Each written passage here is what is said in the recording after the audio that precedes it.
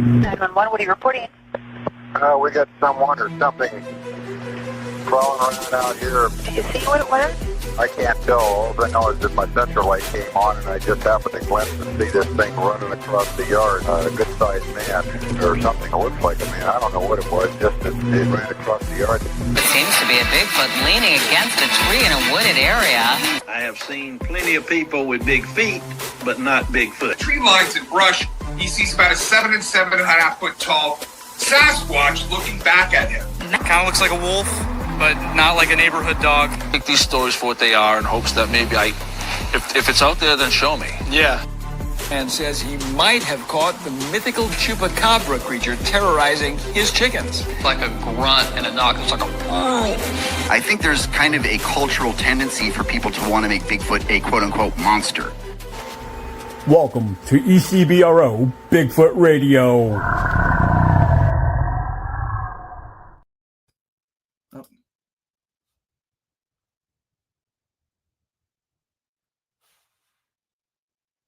Guest with us, and this special guest, you'll have a chance to meet this gentleman next weekend right here in Virginia, and we're going to get into some of that. But first of all, let me welcome Maxim Furek to the podcast. How you doing, Maxim? Good, Daniel. Good to be on your show, and it's good to see you again. I know the first time we met was up at the Elysburg Bigfoot Expo, and that was 2 years ago. That was the inaugural event, and we were both guest speakers there, but that turned out to be huge. Gwen Purcell had something like over 5,000 people attend for her first event, so that was a really cool thing. And I'm glad that we're having something like that in northeastern Pennsylvania. So good to hear your voice again, my friend.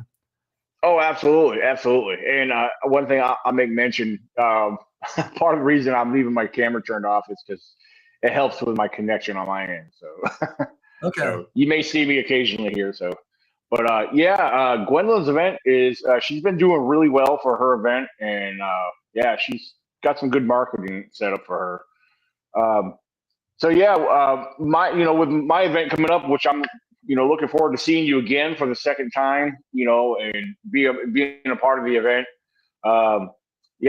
It's every year. I'm going to tell you, it never fails, but it becomes a very stressful situation because, you have all these things that pop up at the last minute, and you try to plan ahead. You think you learned from the previous years, but it's always something new. But it's called putting out fires, right? Right. Yeah. It's just, you want to prepare for everything, but that's easier said than done sometimes. So. Well, I think it's going to be a successful event, and we're certainly going to do as much as we can to promote it and get the word out. So, I'm looking forward to being there and talking about my book, The Lost Tribes of Bigfoot. And it's interesting because I presented my program, The Lost Tribes of Bigfoot, at the 18th annual Butler, Pennsylvania Paranormal Conference. That was April the 26th, and it was really well received by the audience. I was really glad, excited to be there. Stan Gordon was there, and the Psychic Vincent sisters. It was a really good venue, and Daniel Hagelman had a really good lineup of guest speakers. So it was just great to be there. But again, from the response of the audience, they like my Lost Tribes of Bigfoot presentation, and I'm looking forward to doing that one in Wyers Cave, Virginia, June the 20th and 21st. So I'm looking forward to being there. Absolutely. So I got to ask, one of the things that's been on my mind, I'm just curious. Now, Lost Tribes of Bigfoot is your newest book. You have a few other books out. What exactly got you into the putting these books out there? Is there something that you experienced, or? Well, first of all, I'm an author, so I'm a writer. I've been a writer since I was 5 years old. You wrote comic books and stories for my little brother, and just crazy, stupid, kid stuff. But that was the beginning. I just love to read the classics like Robert Louis Stevenson, Jekyll and Hyde, and Edgar Allan Poe, and just all that stuff, that weird stuff. So I think the paranormal and the supernatural, and horror was always in my blood because I just like it. And then I was working as a rock journalist. I was writing about rock and roll, and I had a number of successful books that I published. But 9 years ago, 2016, I published a book called the Shepton Mythology, about a disaster, a mine disaster that took place in northeastern Pennsylvania. And there it is, it's Shepton, the Myth, Miracle, and Music. And this was about, there was a song called Timothy that was about cannibalism in a mine shaft. And it was recorded in 1971 by a group called The Boys from back home. So that was the biggest hit we had in our backyard. So what I did was I followed up, and I was doing the research on Shepton, which was a real life mining disaster that took place in 1963. And that had all kinds of paranormal aspects. Like, for example, an out-of-body experience, near-death experience, afterlife experience. The miners believed they saw the image of Pope John the 23rd, who was in the cave with them, the mine, for 2 weeks. And here, the Pope died in June of 1963, and Shepton took place in August of 63. So it happened after he died. And after the miners were rescued, they were taken down to High Waters, Virginia, to meet with Elizabeth Kubler-Ross. And she was one of the foremost progressive thinkers of the 20th century. She wrote a book called On Death and Dying. And she claimed, she believed that what happened with the miners was an example of life after death. And she was referring to Pope John the 23rd. So anyway, 9 years ago, 2016, that book opened up doors for me. And Daniel, I didn't go looking for the paranormal. It stalked me and it hit me over the head. I mean, it just came after me. And, you know, I never looked back. I mean, that door opened up doors. You know, I was invited to podcasts and expos. I was on a 90-minute program on the Australia's Mysterious Universe, and just all kinds of things happened. So that one book, the Shepton Mythology, 2016, 9 years ago, that's the one that opened up the doors for me. And then since then, you know, I've written Coal-Region Hoodoo and a bunch of others, including The Lost Tribes of Bigfoot. So it's been a great journey so far. I've been meeting a whole lot of awesome people, exciting people like yourself. And, you know, I'm glad to be in this paranormal realm. But again, I never went looking for it. It went after me. Very awesome. Wow. Yeah. You mentioned High Water, Virginia, and I'm trying to think if that's the same High Water that's just west of me, over on the other side of the mountain. Do you have a? I'm not sure where it is. All I know is that after this happened with the miners, this is pretty interesting. The miners claimed that they saw all these paranormal things, that they had an out-of-body experience, that they looked down and saw the rescue teams and all this, that they saw humanoid creatures. I mean, weird, bizarre things. But instead of this just being a supernatural fairy tale, they were interviewed by psychiatrists and psychologists, by military personnel, and they went down to High Water, Virginia, to talk to Elizabeth Kubler-Ross. And again, she believed that they were telling the truth and that they actually experienced these things. So, you know, again, she was very well regarded and very well recognized. She was a Swiss psychotherapist, and she was living there in Virginia. But she was really one of the top innovators and thinkers of the 20th century. She is, was an amazing person. And I have her account in the Shepton Mythology. We talk about that. And again, it's just another person who validated what happened in Shepton. Nice. So now, the Lost Tribes of Bigfoot.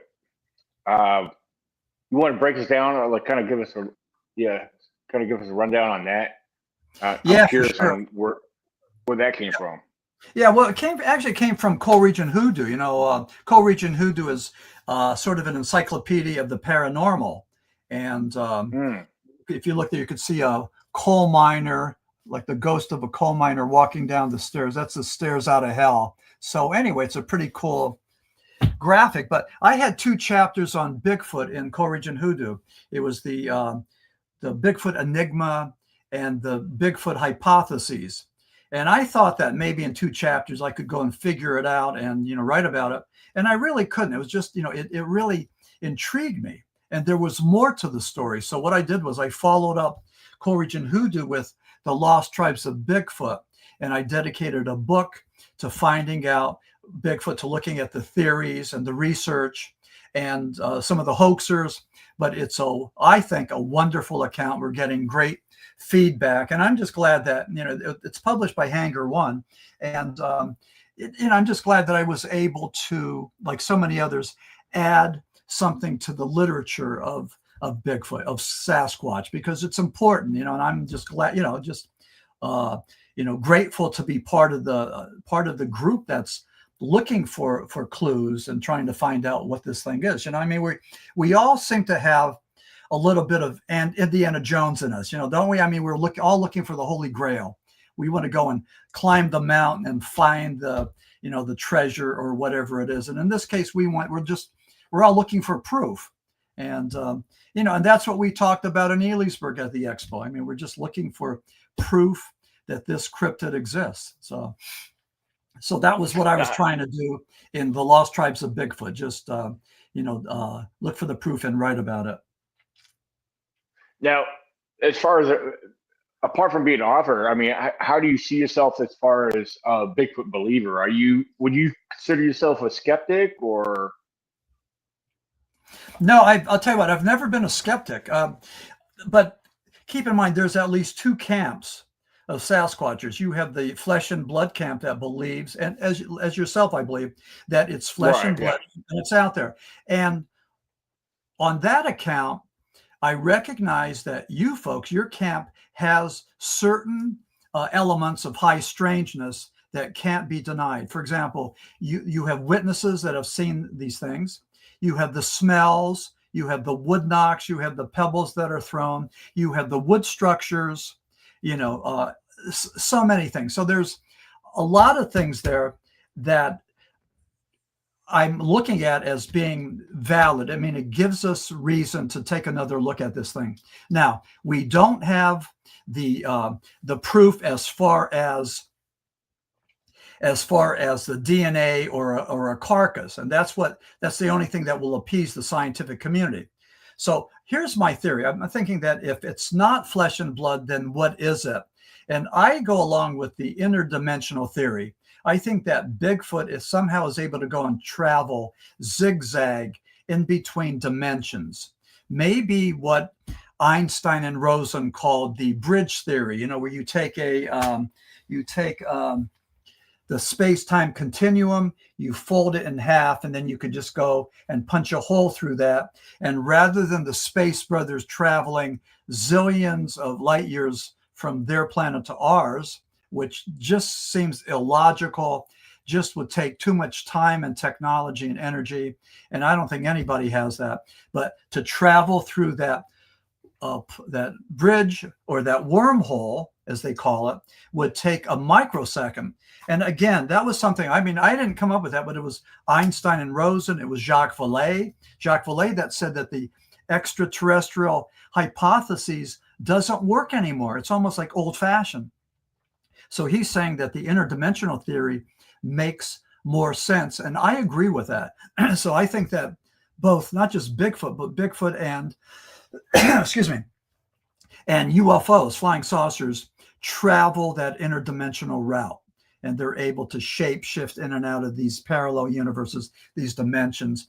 And that's why sometimes we see them and why we don't. I'll tell you, Rosemary Ellen Guiley talked about the bilocation or the rapid transport, that you see them in front of you, the Bigfoot, and then they're behind you, that they can transform from the material to the tangible, from the tangible to the intangible. And that was Rosemary Ellen Guiley, but the same thing was being stated by the coastal peoples of British Columbia, who had talked about Sasquatch for thousands of years and claimed that Bigfoot had the ability to shapeshift into different things, that it could talk to people through telepathically, and that also that Bigfoot was the protector of the environment. So, and to see a Bigfoot was a sacred thing. So when the white man first heard about the California abominable snowman back in 1968, when the Humboldt Times wrote that article using the word Bigfoot for the first time, and that was Hiroshima. That rocked the Sasquatch world, because that was the first time that word Bigfoot was heard. It hit the wire services. It went around the world, and Bigfoot became a part of our vocabulary. The interesting thing, though, Daniel, is that when the Humboldt Times ran that article about Bigfoot, they received thousands and thousands of letters from people that said, yes, I believe in the California abominable snowman, or yes, I have seen this creature. So what happened in 1958 with that newspaper article just blew up. But we heard about it. Us white folks heard about Bigfoot in 1958.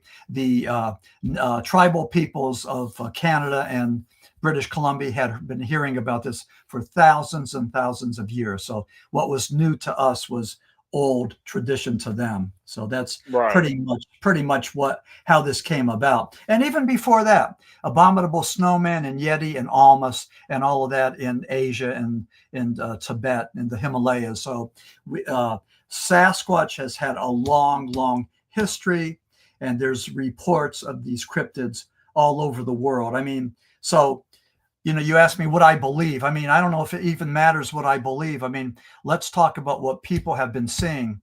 Thousands and thousands of people have been seeing similar things. And when they see Bigfoot, Bigfoot acts in the same way. Typically not aggressive. Typically they run away.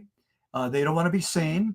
And there was an article in the New York Times that said that to see a Bigfoot is relatively boring because they're very predictable about what they do. They're not aggressive. The only case I ever heard of Bigfoot attacking and killing a person was an article that President Theodore Roosevelt wrote.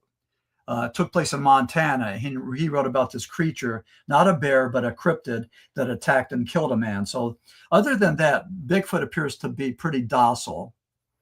Yeah. What about the situation, the story behind 8 Cannon? Yeah, that one there. That's the only other one I ever heard of. Yeah, legendary. I mean, these guys in the cabin were trapped. They shot at them. They were attacked by the Bigfoot. That was an anomaly, but another one in my book, I talk about Albert Ostman. He was a Albert Ostman. He's legendary, but he was a Swedish Canadian hunter trapper.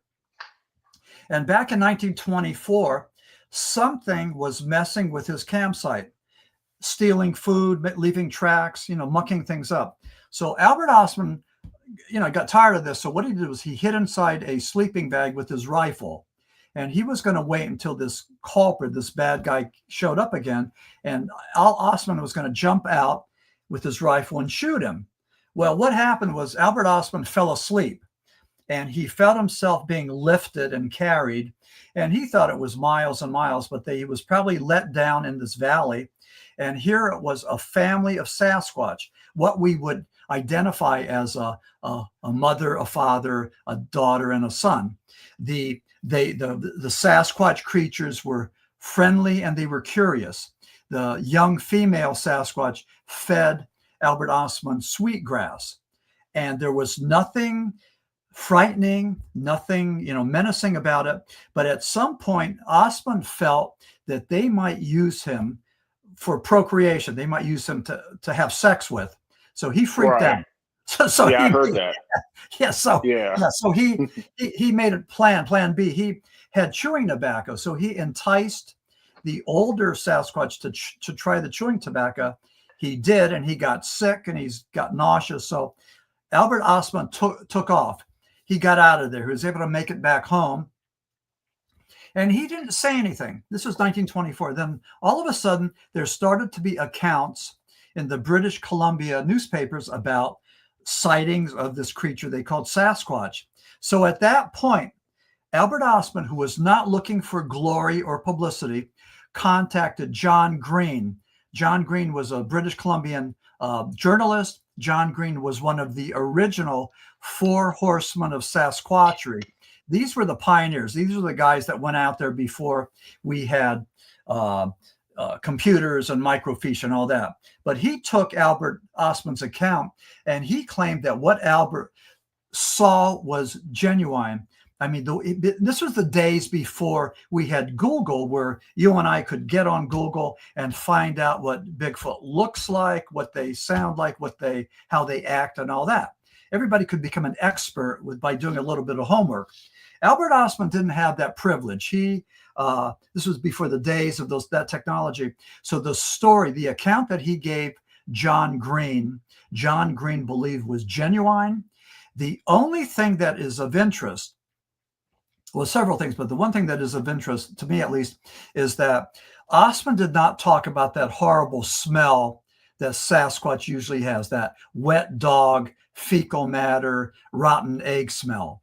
And it's possible that either Sasquatch uses that smell as a weapon, as a means of, chasing people away, or another theory is as Sasquatch enters into our dimension from their dimension, again, that's just a theory, but as they do that, they bring with them that odor, which identifies that dimension. So it's part of that dimension. But what Ostman said, he was able to describe their behavior, and we had never seen that before.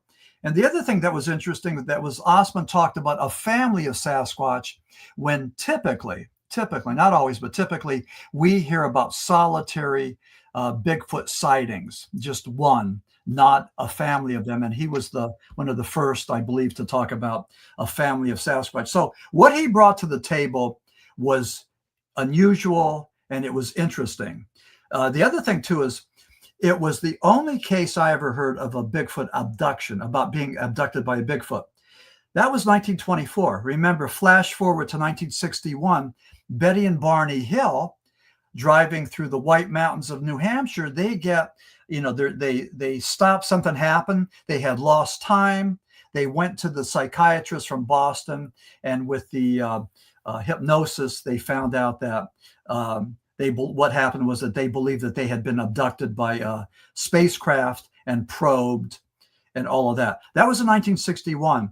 That kicked off a whole cottage industry of people that believed, that something was happening with people being abducted. John Keel, Whitney Strieber, Jacques Vallée, John Mack from Harvard, all these people started to write books about it. And just as the UFO abductee thing got legs and solidified, that didn't happen in the Bigfoot community.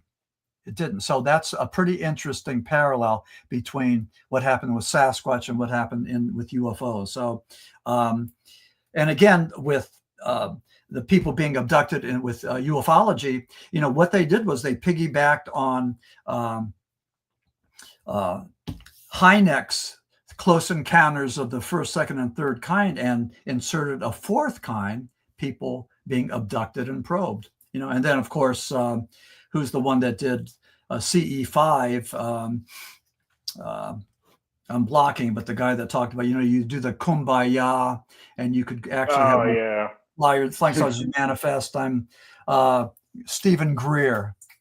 Stephen Greer was the one who did that. So anyway, but I see some interesting parallels between Bigfoot and flying saucers. And the most important, at least for me, is that I believe both of them travel through an interdimensional conduit, whatever that is, whatever shape or form that takes. But again, it's a theory. It's a theory. And with the scientific process, we need to take a look at these hypotheses and say, yeah, that sounds logical, or no, I don't believe that, that's preposterous. So, I mean, take your pick. But, with the world of Sasquatchery, with the world of cryptozoology and ufology, there's a lot of hypotheses because nobody's brought back a body, any DNA, or a craft. So, that's right. Frustrating for all of us. So there is something I want to run something by you, and then kind of get your take on this. It starts off with my experience, something I experienced when I was staying up in Pennsylvania, And then here recently, just a few weeks ago, I myself, along with David, one of my team members who is on the chat right now, witnessing and observing strange lights in the woods at night. Let me start with the one in Pennsylvania. These particular lights happened on more than one occasion, and in the month of, it was like around the month of January, like late January, early February, very cold weather. And I can tell you what these were not. They were definitely not lightning bugs whatsoever.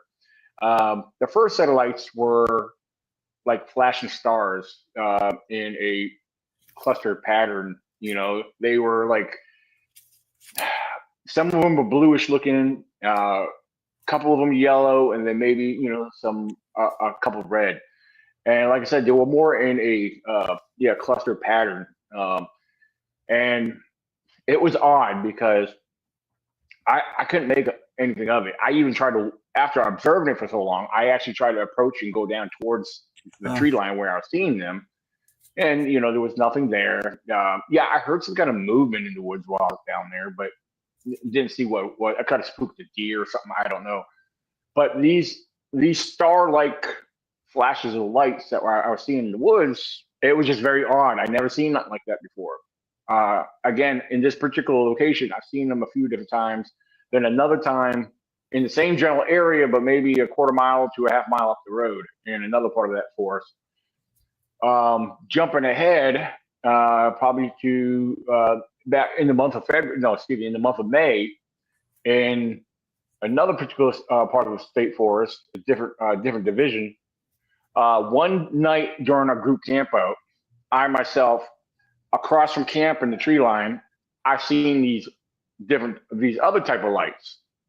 Now, I would have to describe them about the size of maybe a softball, you know, give or take the size. Maybe there was like 3 or 4 of them spaced apart, but they weren't moving. They looked like a light, like a gloomy, dim, bluish color. You know, like I said, there was probably 3 or 4 of them. Never seen nothing like that in the woods in my whole entire life, and I grew up basically in the woods. I, you know, never knew what to think of that.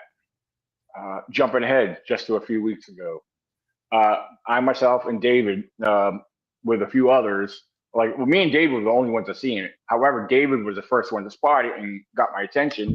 And I walked over to him and saw what I saw.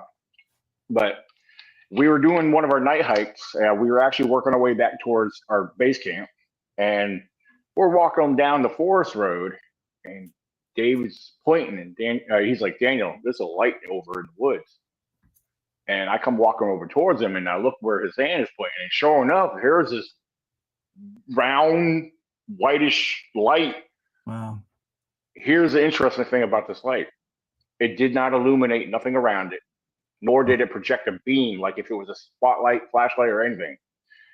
I've seen it a good 3 seconds. I think David might have seen it maybe a little longer than me because he's the first one that noticed it. But it just went out after seeing it. And immediately I pulled out my thermal. I stayed there. David walked down the forest road a little ways with his thermal. And we're looking in the area trying to see maybe if it was a person with some kind of weird light. We figured, hey, maybe we'll spot something, we'll see something. I never picked up no heat signatures. I didn't see nobody over in those woods. So I'd call that weird. Thing. Yeah. What's that? I'd call that weird. Yeah, very weird because I never experienced anything like that. And he hasn't either, to my recollection. But I don't know. I mean, the lights in Pennsylvania. I've always heard strange things about Pennsylvania until I experienced them myself. And then here, this happened in Virginia with that one light. So very odd. Yeah, I think a lot of people are talking about seeing orbs. When people come up to me and I don't know if they think that because I'm a paranormal author that maybe I have answers. And, I wish I did. But when people come up to me, they tell me basically 2 things. One, they see orbs. They're seeing orbs, or the one lady talks about orbs that keep on following her. So the other story that I get are that people talk to dead people, usually dead relatives that have passed. So very profound, very dramatic, and not talking through like they have hysteria or anything, but I mean just something very level-headed. And I don't know what that is. I do know that in Western Pennsylvania, and especially in Chestnut Ridge, we have a number, I mean countless sightings of Bigfoot and orbs, or Bigfoot and flying saucers, UFOs. Either the Bigfoot creatures emanate out of the orbs, or they go into them and they go away. But guys like Stan Gordon, who writes all this stuff, he documents it, and his books are just filled with documentation. Now, I'll say this. I mean, I love Stan, and he's a great guy, but he's not a writer. And so like he'll just take all these stories that he gets from average people that'll call him up. And a typical account in one of Stan's books would be Farmer and Mrs. Brown went out to the farm, went out to the barn at 6 o'clock at night to milk the cow, and they saw this orb and 2 cryptids. So he will describe the setting, the town, the place, the time. I mean, it's really good data.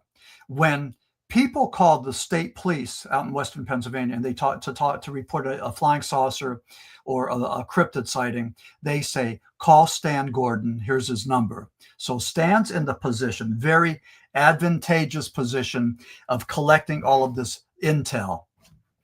We don't have a lot of that across the country. There's no one organization that keeps tracks on all of these sightings of cryptids or flying saucers. But Stan has been able to do that service in Western Pennsylvania. And again, the thing that we started to see, I think around 1973, I believe.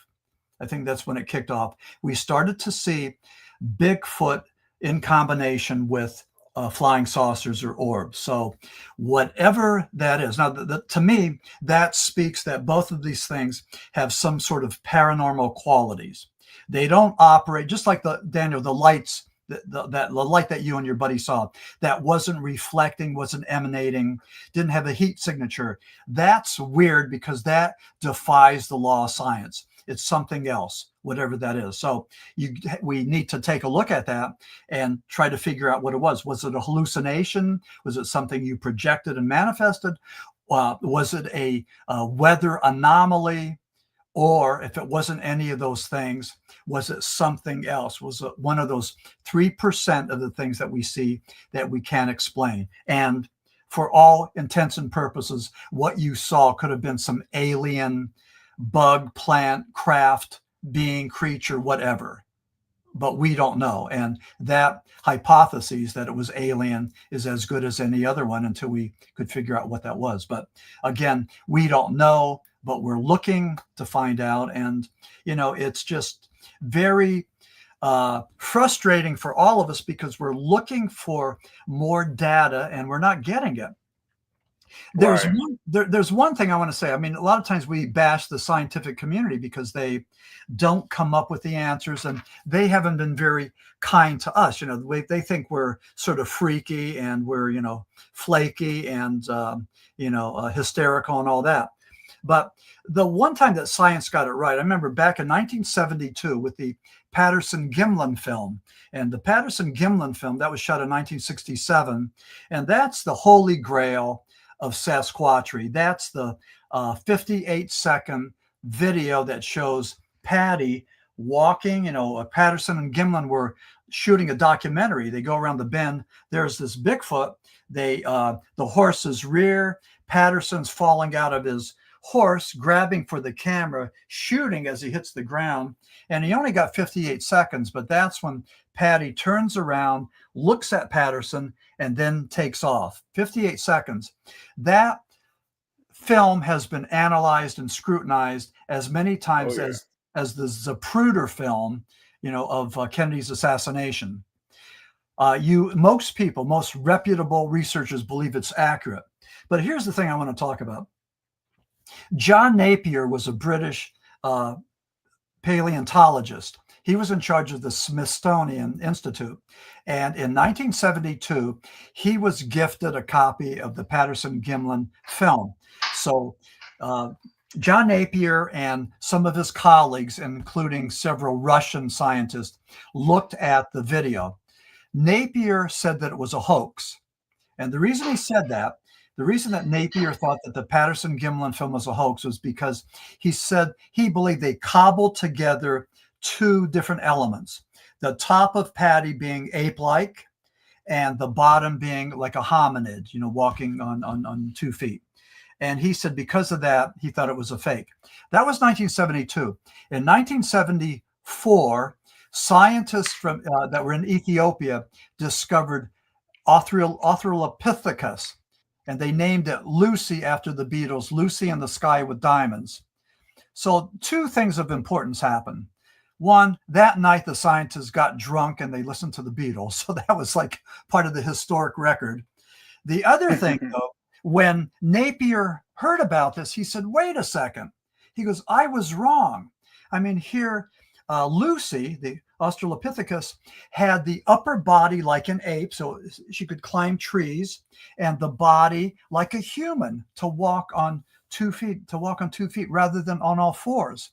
So it had both those characteristics, but Napier said that he was wrong. And here was an example of science giving us data, and it sort of came full circle. So this skepticism about the Patterson-Gimlin film and the legitimacy of it, sort of played out within the scientific community, and especially with John Napier. So, I tip my hat to him because what he did was pretty profound.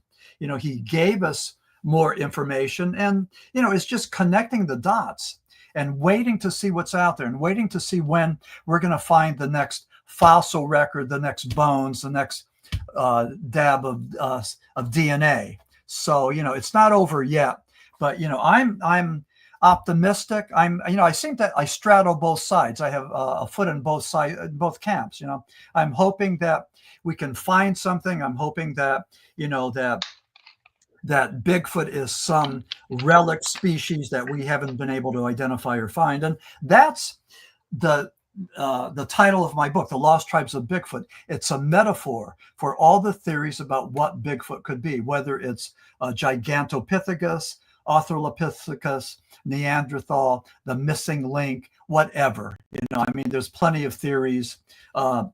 Take your pick, but Gigantopithecus is one that a lot of people look at because this was the largest ape ever. It was maybe 12 foot tall. It looked like a orangutan, and it was in Asia. But it came across that Bering Strait when it was connected to North America and Canada. And then we believe, a lot of people believe that that Gigantopithecus landed in North America that way. So, we have plenty of theories, and then too, we have plenty of hoaxers. The Piltdown Man and the Minnesota Iceman were classic hoaxes that I have in the Lost Tribes of Bigfoot. As a matter of fact, I have several chapters that call out the hoaxers. I claim they've sold their souls to the devil, and they disrespect our cryptozoology community with their nonsense, looking for their 50 minutes of fame. So, people like Charles Dawson and Frank D. Hansen, they're certainly, at the top of the list of the hoaxers. And, what they've done is just wrong. And again, they need to be called out time and time again. So, just like a lot of the video footage and the images on social media today, I do believe some of it to a small extent is credible, but there's some that's very obvious that, you share details and you share the information where it comes from, if it's known.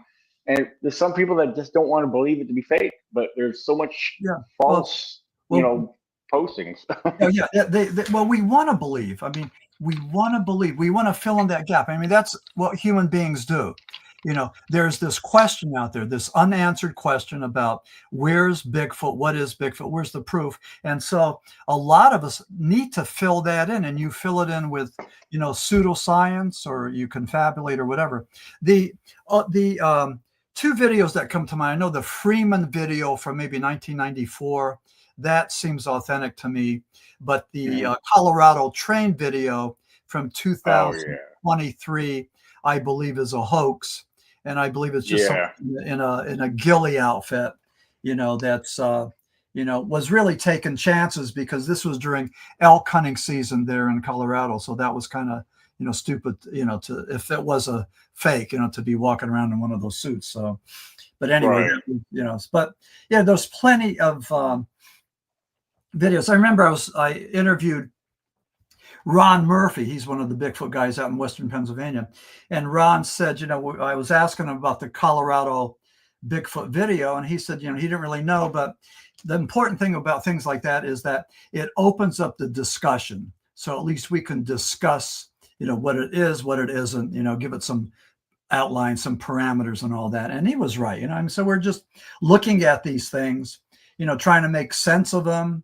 And I'm hoping that all of the people that are into Bigfoot, are able to approach it, maybe scientifically, and get your facts straight, and, just for the good of the order, because the more we come across as being rational and common sense people, the sooner we're going to be believed by the scientific community.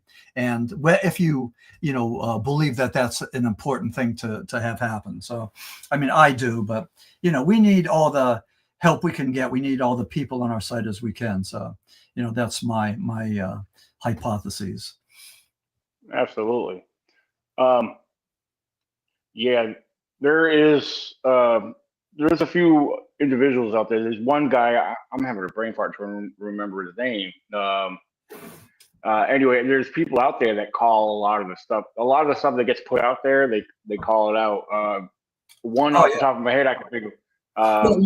Well, Lauren Coleman was one that, let me see, during the 1958 sightings there, the Humboldt Times wrote about, but they were talking about that. And Lauren Coleman called out the one guy, I think it was Ray Walton, who was doing the tracks, the fake tracks. Oh, yeah, Ray Wallace. Yeah, Ray Wallace. And it was Lauren Coleman that said, you have to call these people out, because if you don't, they're going to sort of take root and people will start to believe in them. And, it's not true. There's truth and there's lies.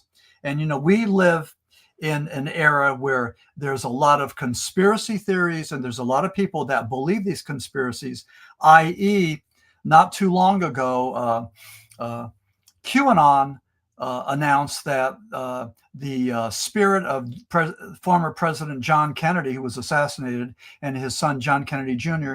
would manifest November 22nd at the same time that Kennedy was shot. And this would happen in Dealey Plaza in Dallas, Texas.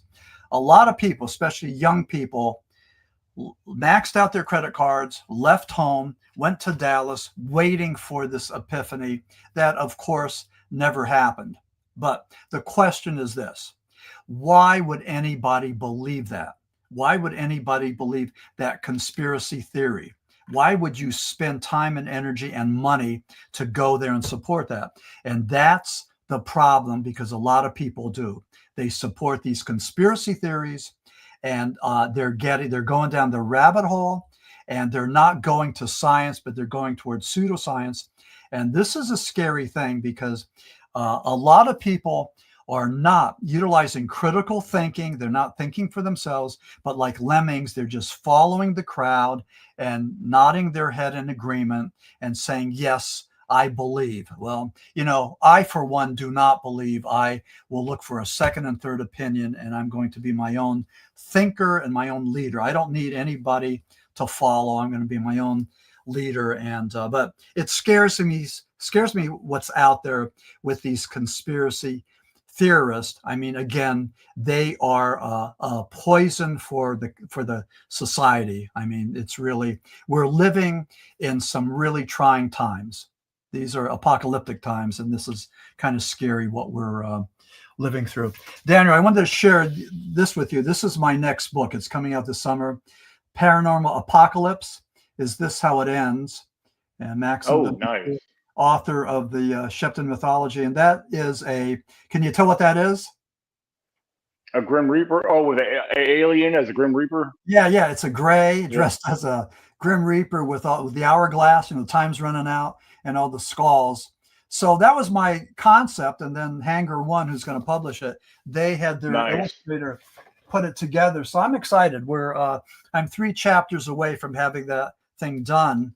And, if there's any interest with your listeners, I mean, if there is, I'd be glad to get back on your show and talk about it. I mean, it's not gonna, there's a tiny bit about Bigfoot in it, but it's more about the apocalypse. So anyway, but I'm excited. Yeah, I'm working on that day and night. So yeah, majority of the listeners, I mean, there's more listeners listening than that's on the live chat. But what's on the live chat, these individuals will be meeting you next weekend because they all will be there and they're all a part of it. So. Oh yeah, I'm looking forward to meeting some of your listeners and shaking hands with them and maybe autographing a copy of a book or two. Yeah, that'd be great. And I'm looking forward to. And again, for those who don't know, it's going to be Friday and Saturday, June 20th and 21st in Wyers Cave, Virginia, right 12 miles away from Staunton, Virginia. And Staunton's a very nice town. We've been there before, and enjoyed a restaurant called the Taste of India, which right, and I Googled it. It's still there. So my wife and I are excited. That'll be one of our first stops. So we love India. Nice. Yeah. Well, the hotel you'll be staying at, it won't be far from there. It'll probably take you about 10 minutes. Oh, cool. Yeah. Well, I'm looking forward to it. And again, for folks that are interested in Bigfoot, my presentation, The Lost Tribes of Bigfoot, takes a look at it from various angles. But it's a fascinating, exciting, dynamic PowerPoint presentation, and I'm looking forward to present it to the audience. So that should be an exciting thing. Awesome. Very cool. Oh, and just for the record, I'll clarify this just in case the locals, those who are listening on the live chat, being that we're all here in Virginia, if you talk to anybody down here, they'll know you're not from around here the way you pronounce Staunton. I mean, it looks like it's pronounced Staunton, but everyone calls it Stanton. So, Listen, up here in northeastern Pennsylvania, we have a place in New York called Binghamton, but a lot of the folks around here call it Bimington. So I don't know where that came from.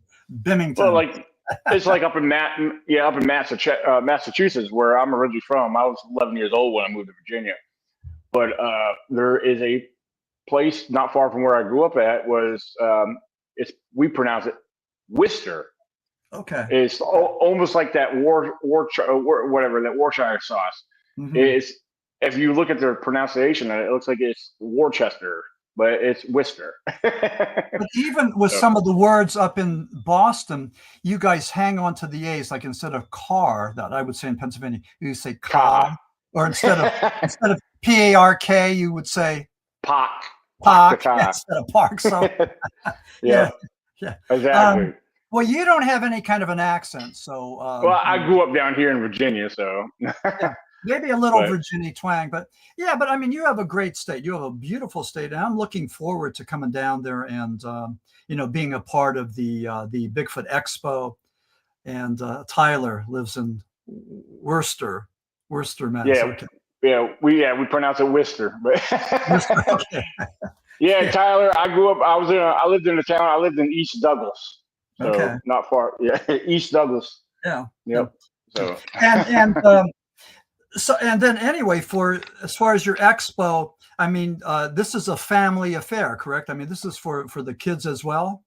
Oh yeah, absolutely. We're gonna have bouncy houses. Right before we live, I actually I posted about bouncy houses, and we're gonna we got some people there that will be doing rides for the kids. So they got barrel rides, which is going to be pretty cool. So yeah, and then we got face painters. So yeah, we have something for everybody there. So. Yeah, I'm looking forward to it. And then my buddy Michael Cook is coming in from Georgia, and I think does he have a food stand there, a food truck? I need to double check with him. Actually, yeah, he's coming up from Kentucky. Kentucky, okay. Yeah, he talked about bringing his food truck, but I need to see what he's going to do because he is speaking there. So and he's going to have a table as well. So I need to see, unless he's got somebody else coming up to help him. I don't know. Unless he switched out to be my speaker and pass on the food truck. So I don't know if either way, we got plenty of food trucks. So that's not going to be an issue. Yeah, and one thing of interest is that Michael Cook and myself are both published by Hanger One, and those are the folks that did Monster Quest. That's Doug and Alex Hychek, and out in Minnesota. They're just great people, and they treat me pretty good, and I'm glad to be on their company. So Lost Tribes. Oh, for sure. Yeah. So this will be good. So I'll be bringing copies of Lost Tribes of Bigfoot for your listeners, should anybody be interested. So that'll be cool. Awesome. Yeah, and I was chatting with Michael Cook earlier. He won't be able to get up till Saturday morning. He's got something with his family to take care of Friday, but he's going to be up early Saturday. But he did tell me, he did ask me, he said, hey, could you set me next to, Max? So I was like, yeah, that's no problem. I plan on all speakers are going to be in one section anyway. Oh, good. Okay. Yeah. Sounds good. Yeah. Well, I'm looking forward to this. I think it's going to be a great lineup. And you have a guy from Pennsylvania, John. I'm trying to think of his name. Oh, John Stasko. Yes. I think, you'll be interested in his presentation as well, since he will be talking about both Bigfoot and UFO and the connection with them, because he has experience with both. So okay, good. Yeah.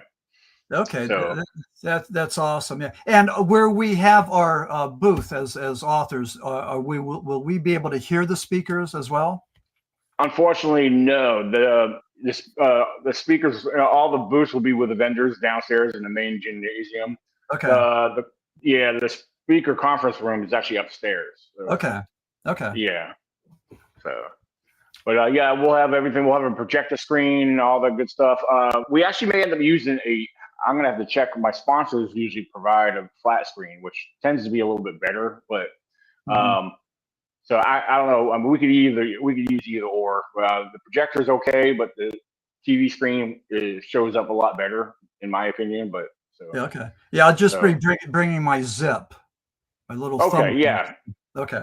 Yeah, we'll have a laptop. So I'll have my laptop there too. So I mean, so if you need to use a laptop to hook up to or whatever, or the projector, a lot of that will work in there. So I remember at Gwen's in Elisburg the first year that their system, their slide projector, whatever, didn't work. So mine started to work and then it crashed. So I had to go and just wing it, but it worked out pretty good. So I had people coming up to me and thanking me. So, but that's what you said, putting out fires, right? I mean, nothing's smooth. It never goes smooth. I mean, if it does, it's a real treat, but if it does, enjoy that, because that doesn't always happen. So. Absolutely. You'll probably see me back and forth a lot, but between being up in where the speakers are, and then I usually make my rounds. So I usually try to make sure the vendors are, okay. I like to check in on the vendors themselves, and but I do plan on doing a little bit of filming on trying to capture some filming while the speakers are talking. So okay, as long as I'll get everybody's permission, make sure you're cool with it, because I'm working on my own documentary and everything. I already got a lot of footage put together, but I want to include a couple other things. So yeah. So absolutely. Okay. Very good. Yeah. Is there any last words you want to share before we jump out? Yeah, just if anybody's interested in any of my books, I'll see you there at the expo on June 20th and 21st. And if not, I have a website, which is www.maximfurek.com, MAXIMFUREK, and I'd be glad to go and ship you an autographed copy of any of my books. So, and they're also on Amazon. So the name's Maxim Furek, FUREK. So, Daniel, thank you so much. This was awesome. You're a great host. I'm really looking forward to the expo on the 20th and 21st, and I'll be down there. So, looking forward to it. Hey, thank you for coming on here. This has been great. And, for those who listen to ECBR Bigfoot Radio, this will be uploaded there as well and heard all over wherever you listen to podcasts from. So, again, this has been great. You've been an awesome guest. I'm glad I had this opportunity. Thank you. For sure. So meanwhile, everyone, you guys have a good night and keep it squashy, my friends.